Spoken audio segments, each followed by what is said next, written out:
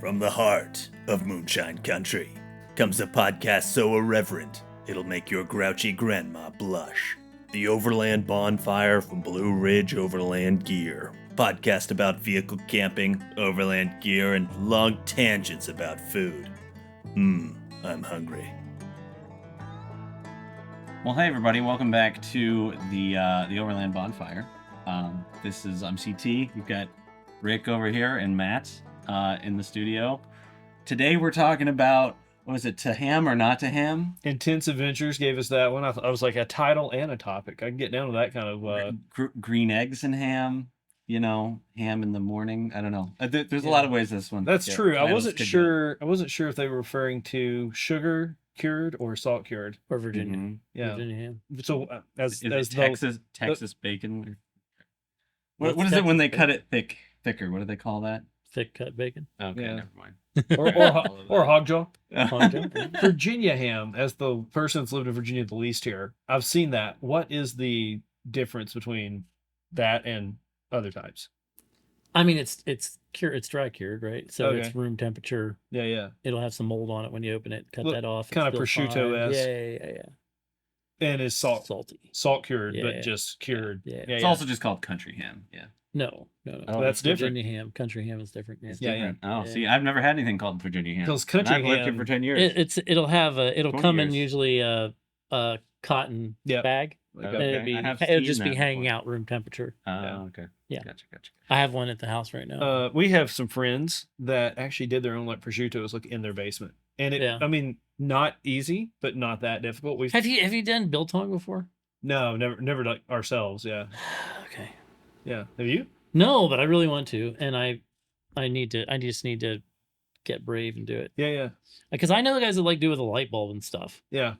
In a room with a light bulb. Yeah, because I mean, like that's actually like how it's done in the places where it's really good. Yeah, right. I mean, it's outside, right? They Yeah. do it outside in Africa or whatever. Yeah. Like they just fucking hang it. Yeah, the sketchier, the better, apparently. Yeah, right. Um, And I mean, it's got enough whatever they put on it, salt and whatever goes on it, and then they just wish it well. Yeah, I will say I'm not I mean, a it's huge like- sugar cured fan.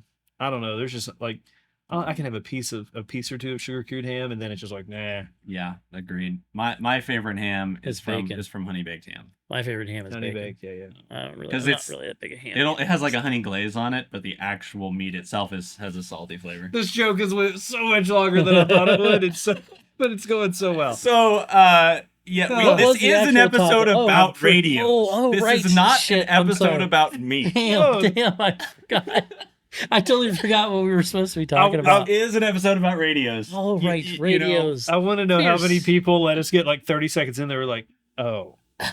Because They're we still have to going. on the cover image we need to put a ham Yeah, and yeah. a few little radios, so we might bamboozle some It should be people. Overland They get ham, really question mark. confused. Okay, so to ham or not to ham? A ham, the radio. a Yes. ham with an antenna. That would be bad. Ham. You're right. Yes. Yeah. So you can whip that up in Photoshop. Yeah, That's yeah, gonna be no fantastic. Okay. So ham radio communication, on the other hand, Do you need a ham radio? So Or are you okay with other stuff? Do you have a ham license? Let's start with that. Yeah, I don't. If you don't have a ham license, don't do it. Actually, I mean, just you can have it, just don't use it. Right, unless it's an emergency. An then you're- emergency. then And it's that okay. may be the philosophy of the person I know the closest. He's me. Yeah, I mean, We'll neither confirm nor So deny. we really don't have any. We should not be talking about ham radios or to ham or not to ham. Probably John Fury is the person we do. Yeah, somebody like 'Cause- that. Somebody that's like 'Cause actually. you got like radio your smart. junior ham license or something, right? The junior, Or maybe there's only one level. I didn't know. I don't know what the levels are Oh, called. there's master hammers and there's Okay. I don't even know. You got the normal one. We'll call it the normal. basic. ham. I You got think the basic. license. Yeah. I have the Matt junior has a- license. I do okay. I even have a little Velcro thing with my call sign on my headrest because I have no idea what it is and I can't ever remember it. And I don't have a ham radio in the truck right now, so it doesn't really matter. Yeah. I have no idea how I got my license. That was So how about this? Let's talk about what we I mean, can I was talk there for the about. test. I'm sorry. Don't let me. Yeah, I was going to I say. did not. I think it's because Matt's just pretty savvy at that kind of thing, and he had maybe not necessarily studied in a traditional sense, but had lots of applicable knowledge. God, yes, I don't even know what it is, but I am a reasonably good standardized test taker. Yeah. And all I did was I downloaded the Ham app, and Like it has like Just study read guide on through it. it and well, it's test questions. So Yeah. I just started taking test questions and like the electrical pieces, like I knew what some of the drawings meant. So okay, I could get most of those right. Like I knew what a resistor looked like on a wiring diagram and shit like that, only because I've Yeah. screwed up enough stuff with wiring diagrams to realize, oh, that was a resistor. Yeah. You know what I mean? Like, so that kind of stuff I knew enough. Yeah. And then, things like, okay, radio frequency is RF, right? RF welding will burn you. Radio frequency must be able to burn you, right? So, okay, so an antenna probably can burn you, right? Yeah. Or whatever, so like the safety questions I could work my way through just Yeah. from normal stupid knowledge. But I never ever passed a practice test. I was never even close. Okay. And the only thing that saved me in the whole flipping thing, and I did get a 75.1 or something, whatever the minimum score was, plus a question, I think. I'd never come close to passing a test, and I committed to taking it at the rooftop tent rally, and I was like, all right, I'm doing it. It doesn't matter. I'm just going to go fail. It's fine. No big deal. And then I'm sitting there, and the guy was like, so remember, this is a government test. And this is a test that's been written by the government. I went, oh my God, this is a standardized test. Half the answers to these questions are in the question, right? So as long as a word in the bottom matches a word in the top, I've got a 50-50 shot. Yeah. Okay, great. So if I know half of them, and then I can guess at a 50-50 rate on the other half, I might win. And son of a buck if that didn't work. I was able to get Matt and I've like, had some really you good slid into conversations. home base. right. I can consistently answer 50%. And then I realized that as long as the language is even close to similar at the multiple choice at the bottom and the question at the top. Let's start with what we do know more about, which is GMRS. I don't know anything about that either. It's got Well, I have a license for it. And Well, we all use it and we like using it. We know kind of like... Yeah, so the little bit that I have used the ham, and the hams that will run both, which is slick. Yeah. I mean, the biggest thing is you just get so much more distance, even with low wattage ham radios, the handhelds and like the Baofeng, Beowulf. I don't know what they're called. Baofeng. Yeah, I just think of the oh God, what's the movie with the? There can be only one. Highlander. Highlander. Yeah, that's all I think about when I hear about Yeah. it. Which has nothing to I do. think of that movie with Jet Li, which is totally with, unrelated. And it was nothing to do with Beowulf or Baofeng. That's the one. The one, yes. But the line is there can only be Highlander. There can only be one. Yeah. Yeah. Maybe the greatest movie ever. Yeah. I mean, Sean sure Connery as the Spaniard. For sure, Sean Connery's best work. Yeah, playing a Spaniard that has an accent that sounds an awful lot like Scottish to me. I'm not a mystical swordsman expert, but it seems like they missed his missed his role. But he was awesome. Yeah. Look at that. I do know one movie. You guys talk about movies and TV shows shit all the time. I'm like, I don't know what we're talking about, but this one I got. I'm on this. Yeah, the Highlander, man. Highlander, yeah. So if you're new to overlanding and you somehow stumble onto this video, which doesn't seem super likely, but if you're that guy, well, first off, we apologize for all the jokes about slabs of meat. Let me back up. CT apologizes. We do not. Because if you're upset that we spent 4 minutes talking about salted and sugar cured meat, right. This is not the podcast for you. You shouldn't be. We don't want to be friends. Yeah.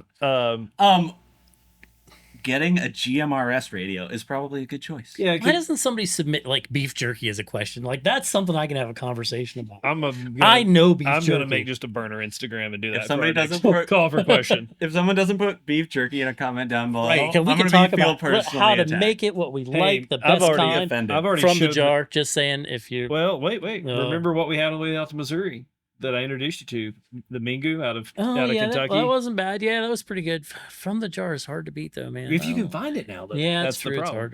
It's hard to find. Especially when like up in Ohio and Pennsylvania, you could actually find it in the jar. Like it really used to be in a jar on a counter, and you have a little pair of tongs, and you pull out your pee and give them 50 cents and walk away with your pee. Shit, growing up. Sounds Anyway. fantastic. But yeah, the GMRS is what, like $10 for 5 years or $30 Yeah, for 10 it's years? I don't really know. cheap. Neither It's one for of the them. license. Neither one of them are super expensive. Yeah. The biggest thing is you obviously get range. Mhm. I think if you don't have a ham license, having a ham radio for safety makes a whole lot of sense because Yeah.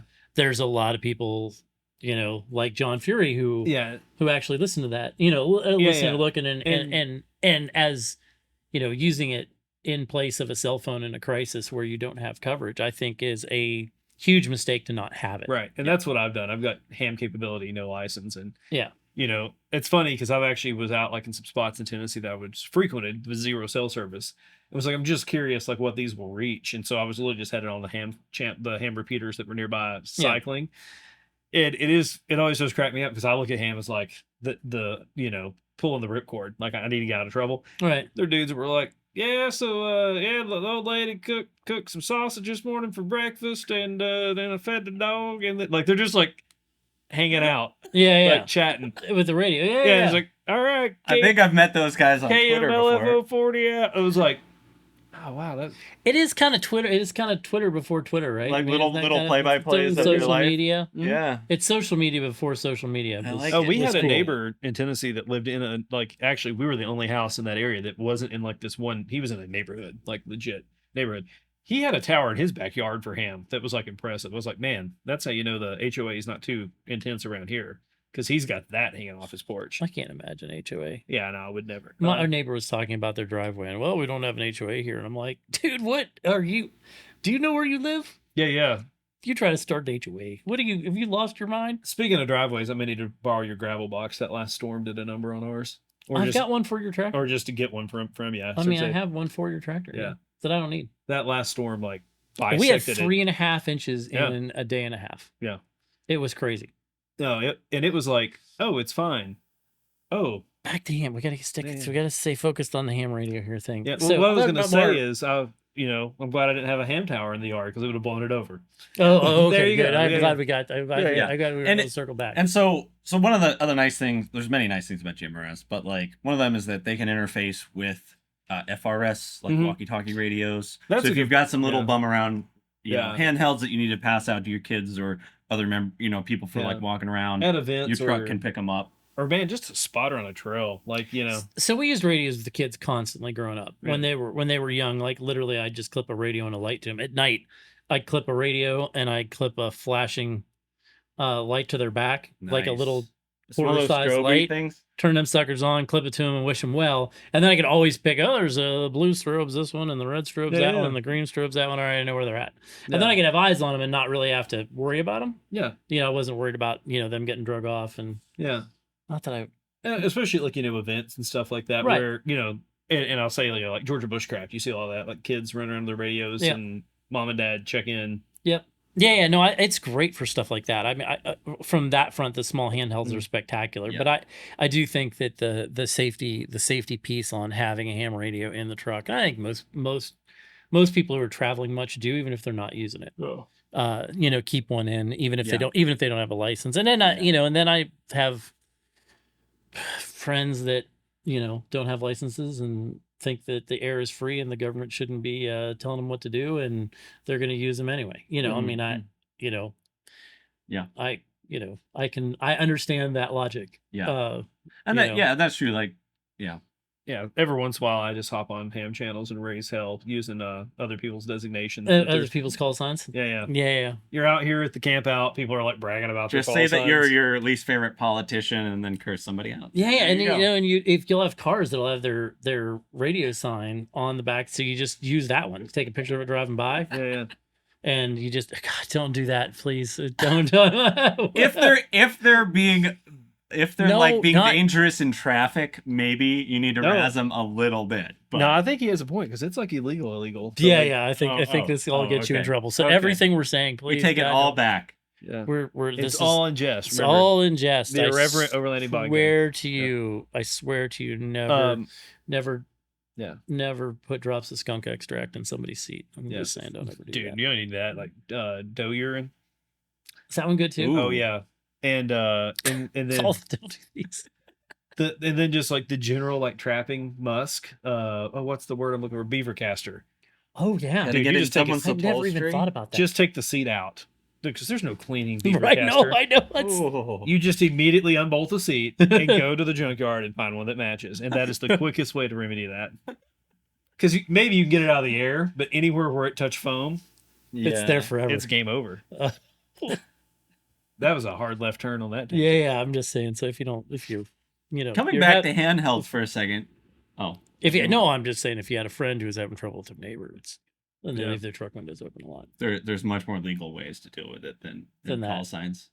Oh, Yeah, that's not legal either. Yeah. I'm not. I'm sorry. This okay. is again something you should not do. More things not to do. More things that you. we're going to shouldn't- start a podcast called "Things You Shouldn't Do" that we're going to explain in depth. We're going to explain We need exactly. to turn it into more of an acronym Oh, to make for- it punchier, but it's going to be that. Man, this radio thing did not go well for us. No. Sorry. There's still more material. No. Don't worry. We haven't talked about CBs yet. We've got lots Gosh, of it. We got man. lots to talk about. Now, my dad was of the CB generation. I remember, I'm like, easy now. I was a TV. no, like, yeah, no, nothing wrong with it. Because if he didn't have a CB in a vehicle when I was growing up, he had this portable one. And if you're just listening, you can't see me air quoting, because by definition it was portable, only because it could just be plugged in the cigarette lighter. It was bigger than most of the dedicated CB units. It was just like Yeah, it's like the old cell phones. yeah. They came in a bag with a thing in the yeah. no.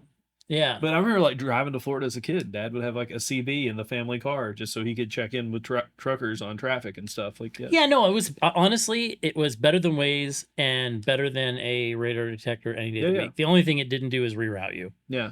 but you had a paper map for that, Yeah. so you could figure it out on your own. If No, you Dad if you were was a truck driver when I was younger, and he maintained the CB in every vehicle he had for a really. Yeah, we had them in everything too. Yeah. I mean, cars, trucks, but didn't. And Dad wasn't a truck driver, but we Yeah. just because anytime you were traveling, and I did for a long time, because Yeah. like I said, even if I hardly ever even need to talk on it, but Yeah.